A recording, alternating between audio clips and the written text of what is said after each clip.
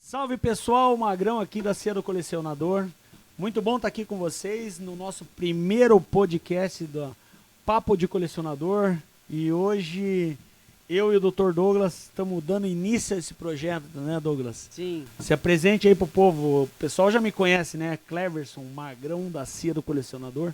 E o Dr. Douglas, quem é o Dr. Douglas? Dr. Douglas é um ex-advogado, mas que continua colecionando. É, e a bola preta tá incomodando ou não? Muito.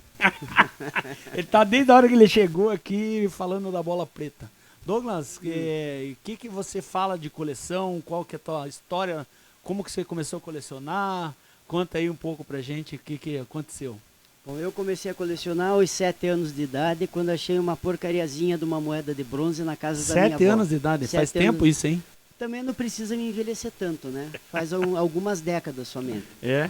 Sim. 7 anos de idade? 7 anos. E hoje eu tenho 54 anos. Mas aqui em Curitiba alguém te incentivou? Como é que foi? Conta aí. Um grande incentivador foi um comerciante que ainda está na ativa. Carmelino? Carmelino. Carmelindo, que nem minha mãe chama ele. O Carmelindo que criou toda essa máfia de colecionadores aqui de Curitiba. Ah, é? Braço pro Carmelino, sempre né? teve uma grande paciência com os jovens iniciantes, então ele foi um grande incentivador e continua sendo um grande incentivador. Então ele merece o nosso respeito, a nossa comunidade de colecionadores. Que legal, cara. Carmelino é uma pessoa muito gente boa mesmo. Temos que trazê-lo aqui. Eu comecei também, eu lembro que eu tinha umas cédulas lá em casa. Eu era um guri, tinha uns 17 anos, assim. Daí ele tinha aquela lojinha ali na Muricy. O cubículo. É, um cubículo, assim. E sempre tinha um mendigo dormindo. Na frente da loja. Você chega, sublocador. O troço é uma portinha do tamanho da mesa, assim. O você tinha que pular o mendigo. Dá licença que eu vou no velho ali. E ele já era velho, né? Então, o Carmelino já nasceu velho. Daí o Carmelino, é que não era real naquela época, era cruzeiro. Ele me falou um valor irrisório, assim, na cédula. Eu falei, não vou querer isso. Aí eu peguei aquela cédula e levei embora pra casa de novo. Falei, cara, quer saber? Eu vou dar uma olhada nisso aí. Comecei a fuçar na internet, era internet de escada ainda. Eu lembro. Bem no começo do Mercado Livre, cara. Meu Deus. Mercado Livre tinha leilão, cara. Eu comecei a comprar e vender no Mercado Livre, leilão. Aí eu comprava do velho lá, em vez de vender pra ele, eu comecei a comprar lá e vender. Essa é a nossa história aí da numismática, como eu comecei a colecionar também foi assim. Mas hoje acabou o colecionismo, não, hoje eu só comercializo. Tem algumas coisas que a gente guarda como reserva de valor, mas nada de coleção mais, né? Então, Douglas, agora a gente está começando com esse projeto aí do Papo de Colecionador, que é o nosso podcast novo. Sim. Fala um pouquinho aí do projeto pro pessoal, o que você está achando, qual que são suas ideias. Nós vamos ter convidados, né? Sim. Alguns convidados aqui que colecionam alguma coisa ou querem colecionar, ou também papos aleatórios. E conta o que você espera do nosso programa aí Eu vejo o nosso Papo do podcast Colecionador como uma oportunidade de levar algumas personalidades da numismática ao público. É importante você só da numismática? Do colecionismo em geral. No meu caso, eu sou mais ligado à numismática. Eu sou leigo sobre outros assuntos, mas posso dar meus pitacos. Você entende, pelo visto, você entende de chapéu Panamá, né? Bastante, bastante. Eu uso o chapéu do Panamá antes do nosso saudoso presidente da República. Do Lula. Mas, por outro lado, é trazer algum conhecimento, alguma novidade, alguma questão polêmica do colecionismo, trazer uma novidade que esteja surgindo no front e que seja noticiado para as pessoas, porque o colecionador, no Brasil, ele tem uma carência muito grande de informação. Eu acho que isso daqui é importante levar um pouco de informação aos colecionadores. Seja de moeda, seja de selo, seja de Barbie. Só que eu não entendo nada de Barbie. Não? Não. Sei. Tá bom. Então, o papo vai ser assim. Então, nós vamos trazer sempre um convidado, é Sim, isso? certo. Você vai entrevistar ou eu?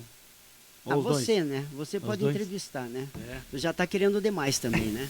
Mas você tem que contar teus casos, cara. Conta um caso interessante aí que aconteceu com você, que vocês compraram errado, se enganaram. Teve alguma coisa assim, não? Nunca? Não, eu soube de um caos. Então conta. Um caos. Há muitos e muitos anos atrás, havia um alemão aqui em Curitiba. E ele foi na feirinha... É vivo ou não? Não, já morreu. Não tem problema. Também não vou citar o nome da pessoa. Mas fale no microfone. E senão... simplesmente... O Douglas tem que se acostumar a falar no microfone ainda. Peraí, simplesmente... Tira a mão daqui. Fale na bola preta. E simplesmente esse alemão, ele surgiu na feirinha, né, no Ninho de Cobras, da numismática, e foi... Feirinha, para quem não sabe, aqui em Curitiba tem uma feira, chama Feira do Largo da Orne. Todo domingo tem essa feira aqui. É uma das maiores feiras da América Latina, céu aberto, tá? Quem vier a Curitiba no domingo pode presenciar lá. Patrimônio e faz parte do patrimônio imaterial. Imaterial da cidade. E esse alemão apareceu com uma cruz de ferro, que é uma condecoração da Segunda Guerra Mundial. E ele queria vender essa cruz de ferro. E a cruz de ferro tem certos detalhes para se identificar se ela é verdadeira ou não, porque ela é muito falsificada no Brasil, na Alemanha não. E um dos comerciantes, ao pegar a cruz de ferro, percebeu que ela era muito leve. Daí ele olhou: seu fulano, essa cruz de ferro é de plástico. Daí o alemão disse o seguinte: veja só, como a Alemanha era evoluída, já fazia a cruz de ferro de plástica no tempo da guerra. Mais um malandro. Meu Deus, alemão. Queria vender como verdadeira. Uma cruz de ferro de plástico. Meu Deus, cada história. Isso aí é uma das histórias que a gente vai contar, né, cara? Tem várias histórias, tem uma história de boteco aí que a turma derrubou mesa, cadeira. Tem uns amigos nossos aqui da numismática. Não é bom mencionar nomes. Não. Derrubaram mesa. Meu Deus, cada presepada. E assim, de coisa falsa que a turma vende. Tem umas histórias, pessoal, que pelo amor de Deus. E tem a questão daquilo que é muito importante mostrar para os jovens. O que é raro e o que não é raro. O que vale e o que não vale. Porque eu ouço muitas coisas hoje em dia dizendo: isso é raro, não é raro. Eu vou te trazer uma moeda rara do real, um direitos humanos pra você. Eu vou martelar essa porcaria até destruir. Não pode, é crime. Não quero, dane-se, eu vou pra cadeia, mas eu odeio essas moedas. Cara, a moeda do real. Grande coisa. Direitos humanos é uma das moedas mais icônicas, 600 mil moedas cunhadas. É raro 600 mil moedas. Raro. Raro para mim e para o conceito das sociedades numismáticas, abaixo de 15 moedas, 15 elementos do colecionismo. Agora, 600 mil elementos que você está circulando por aí, eu acho que é um pouquinho difícil. Você vai arrumar confusão com a turma da... Já tenho 54 anos, não tenho muito Fale problema. no microfone, doutor Douglas. Você tem que falar na bola preta, homem. Meu Deus do céu. Não vai arrumar confusão com ninguém, não, cara. Não. Pessoal, então, essas são uma das histórias que a gente vai ter aqui. Quem que você quer chamar de primeiro aí, doutor Douglas, para incrementar o programa? Podemos chamar algum conhecido da numismática? Olha, nós estamos com esse evento aqui no Hotel Mabu. Seria interessante achar alguém ali que traga algum acréscimo ao nosso bate-papo. Beleza. Alguém que faça catálogo, alguém que seja ligado a alguma sociedade numismática tradicional, né? E aproveitar enquanto estão reunidos aqui. Douglas, além de numismática, você coleciona outras coisas ou não? Uma coisa romana, alguma coisa? Sim, moeda romana Sim, mas liga outras coisas. Alguns objetos antigos romanos, eu tenho alguns objetos romanos e tenho arte oriental. Arte oriental? O que você tem legal aí de arte oriental para me vender? Nada, não está nada à venda. Nada. Não? Mas conta aí uma curiosidade que você tem, que você gosta. Qual peça que você mais gosta oriental tua? Eu tenho uma katana média. O que é média? Por que média? Porque são 3 tamanhos. Você tem a katana original, que é a grande, você tem uma média e tem a tanto, que é pequenininha, que é aquela que faz o seppuku ou o famoso harakiri. Eu tenho uma mediana, que é certificada de 1760, se me falha a memória, certo? Com detalhes em ouro na empunhadura. E um ferreiro muito importante do Japão. É o tipo de material que, se você levar para o Japão, possivelmente você não sai mais. Não pode, né? Porque... É igual a moeda romana, não pode sair da Itália. É crime, né? Hoje não sai. O que saiu pode ser comercializado normalmente. Foi na década de 80 que surgiram essas leis de proteção ao patrimônio histórico e grego. Não é? Então, tomem cuidado quando vocês compram essas moedas na Itália e na Grécia. Fora desses países, você pode comprar normalmente. Mas a comunidade europeia, agora eu não sei como é que funciona. Eu não sei, mas eu saí normalmente de outros países europeus com moedas clássicas. Agora, não me arriscaria a comprar na Itália e na Grécia, que no check-out você pode cair no raio-x e ser premiado. E ser premiado com uma bela dor de cabeça. Me diz outra coisa, e romano, o que você tem de legal, que você gosta? Moedas desde o tempo da República até o tempo do... Mas assim, objeto, não tem nada, assim, uma estátua, alguma coisa? Tenho um deus Lar, que seriam aqueles deuses dos altares que ficavam dentro das casas, onde você colocava seus deuses de devoção. E aquelas espadas, você tem alguma coisa? Espada romana, coisa não. De guerra, assim, tem? Não, coisa? Eu tenho um anel de arqueiro. Anel de arqueiro, botar, tipo uma aliança? Isso, assim? para evitar, porque quando você tensiona um arco, você vai, conforme a quantidade de vezes, você vai machucando o dedo. Então o anel de arqueiro ele é muito mais grosso nessa parte, para daí a corda do arco ficar em cima dele e não machucar o dedo. É uma pequena tecnologia romana que foi muito importante e causou um diferencial grande nas guerras, né? Porque Roma quase sempre estava em guerra. Legal. E que mais de história assim que você tem que você gosta? Alguma coisa mais legal assim do Oriente, da Indiana? Coisa porque eles são muito mais antigos que nós, né? O Brasil tem 500 anos. A Índia tem 5.000 anos de história escrita ininterruptamente. Né? E basicamente são peças de arte religiosa ou decorativas, né? Que também hoje em dia não saem mais do país.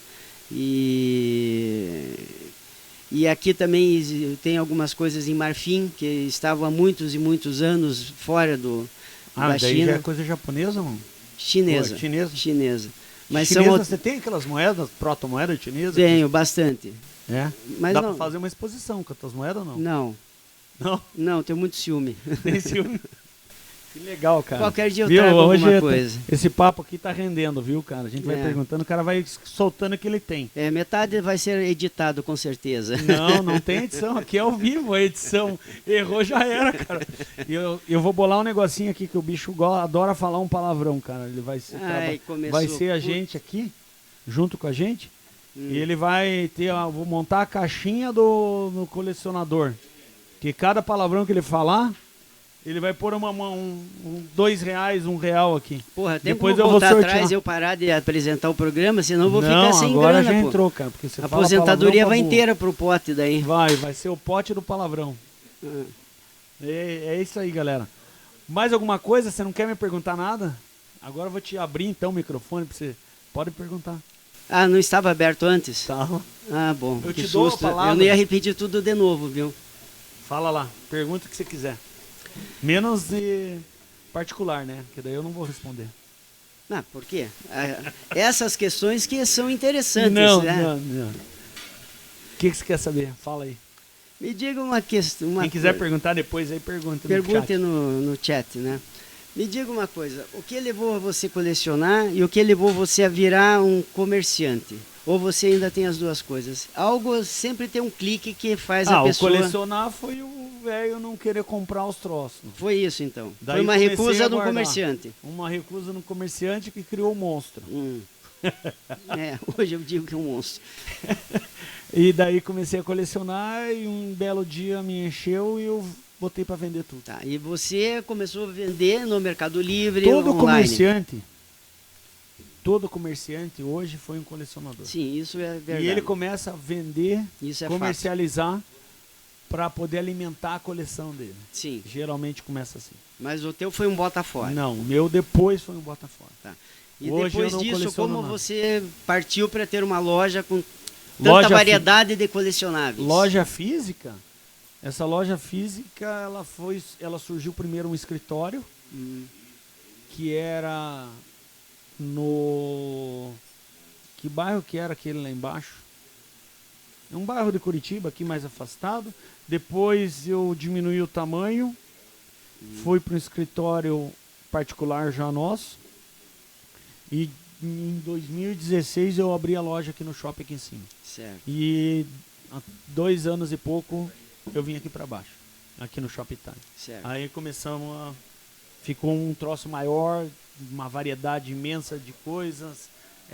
O conhecimento teve que ser maior, o leque de estudo maior, tudo aumentou. E me diga uma questão de cunho particular.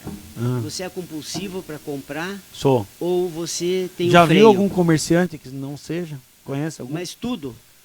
Cara, alguma coisa, se eu achar que vai me dar um dinheiro, eu compro. O que você Não é que eu compre compraria, em hipótese alguma? tudo. O que eu não gosto, moeda O que do não real. compraria? Essas Não, o moedas que não de real. compra fora a moeda do real. Qual objeto, artigo colecionável que você não compraria? Eu, por exemplo, não gosto de material nazista. Não compro.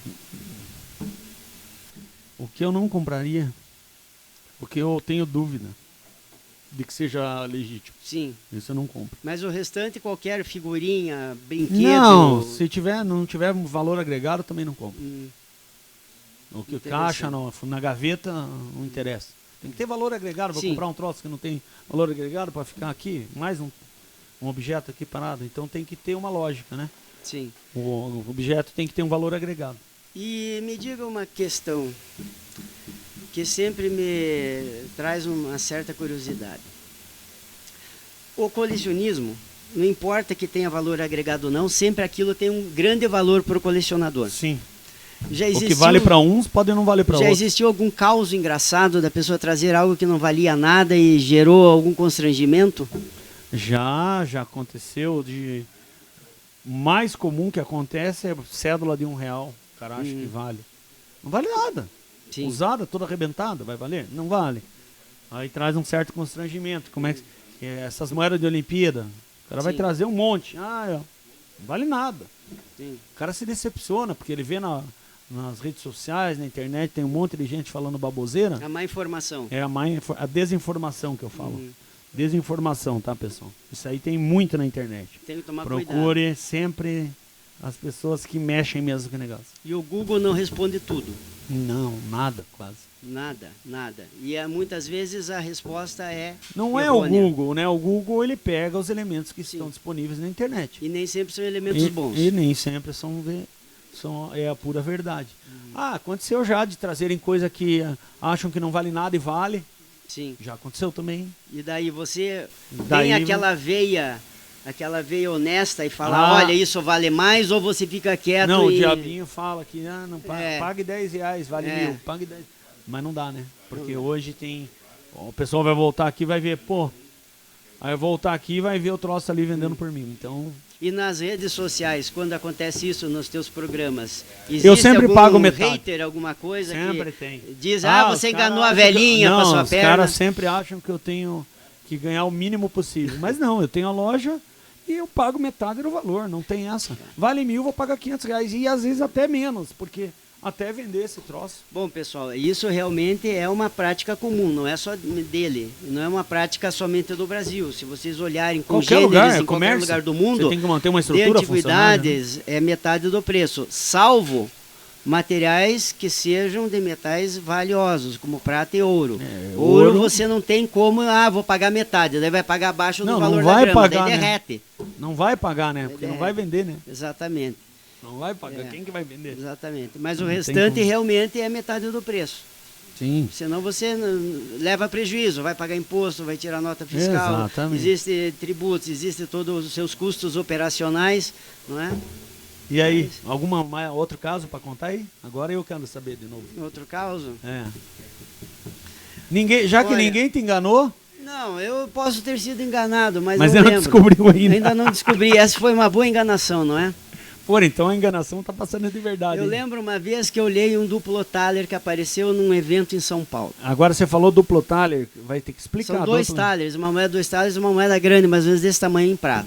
Do que são país? Raras. Alemanha, que é normalmente Alemanha e Áustria, que são os países que usam o Thaler e a moeda. O nome facial da moeda. O nome da moeda, como o dólar, como o cruzeiro, Thaler, né? que vem da mina Joaquim Tal da Áustria, onde eles tiravam a prata, por isso que virou thaler. Joaquim Tal, thaler, né? Moeda tal, grande, moeda grande. E eu lembro que eu olhei essa moeda, eu tinha visto uma parecida na Alemanha, com alto valor agregado, por são moedas bem raras. E simplesmente, quando entrei na sala, fiquei olhando muito tempo a moeda e tinham várias pessoas que estavam em volta. E, de repente, eu passei de único licitante para um de vários licitantes. E daí eu disse o seguinte, olha, em alto e bom tom, se alguém comprar esta merda para me vender... Ai, pote do palavrão. Já vai ter pote do palavrão. Já vai dever 5 pila. Daí eu disse, bom, se alguém... Tá bom, comprar esse ti. E me oferecer, eu não vou comprar. Eu ainda vou sacanear com o cidadão. Só sei que quando veio o momento, eu fui o único licitante. Sabe? Então, isso sumiram. É na nossa sociedade aqui? Não, de São Paulo. Queriam comprar tava armando três cantos. Certeza, três cantos. Só que ainda mais o pessoal de São Paulo. É o seguinte, vocês têm que ficar espertos, colecionadores. Que o comerciante, ele não é teu amiguinho, ele é um comerciante acima de tudo. Ele pode ser teu amigo, mas ele vai querer lucro. Dele. Ele vai querer o lucrinho dele. Né? Aqui não é anjinho da guarda não, pessoal. Não tem asinha. Mas beleza, pessoal. Beleza, agora nós vamos para os próximos episódios. Vamos chamar alguns convidados. Eu e o Douglas vamos apresentar aqui o Papo de Colecionador. Espero que vocês tenham gostado dessa nossa prosa, tá? E até o próximo. Dá um tchauzinho pra turma aí, Douglas. Tchau, pessoal. Valeu. Um abraço. Até o próximo. Fui.